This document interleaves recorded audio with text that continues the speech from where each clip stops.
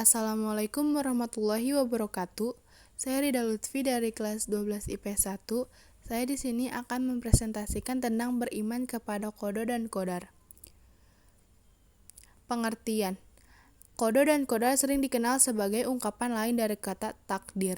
Takdir merupakan suatu yang berkaitan dengan kehidupan itu sendiri.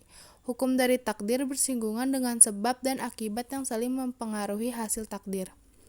Qada dan qadar. Qada secara bahasa ketetapan, keputusan, paksanaan. Pengertian secara etimologinya menjelaskan bahwa qada merupakan suatu ketetapan, keputusan paksanaan atas umat manusia yang telah ditetapkan oleh Allah pada zaman ajali. Secara luas, dari qadar yaitu bahwa qadar merupakan gambaran kepastian mengenai hukum Allah. Contoh qada. Yang pertama, rezeki. Yang kedua, kematian. Yang ketiga, kepintaran. Yang keempat, jodoh. Yang kelima, penampilan fisik. Yang keenam, umur. Contoh qadar. Yang pertama, orang miskin, tetapi karena ia selalu ikhtiar dan berdoa menjadi kaya. Yang kedua, orang yang bodoh, tetapi karena ia rajin belajar dan berdoa menjadi pintar. Ketiga, orang yang sakit, karena ia rajin berobat dan menjadi sehat. Macam-macam takdir.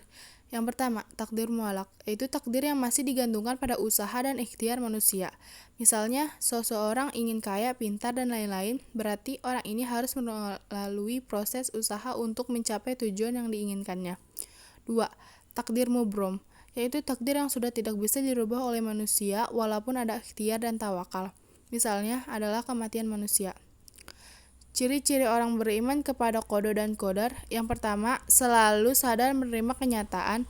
Yang kedua, senantiasa bersabar. Yang ketiga, rajin dalam berusaha dan tidak mudah menyerah.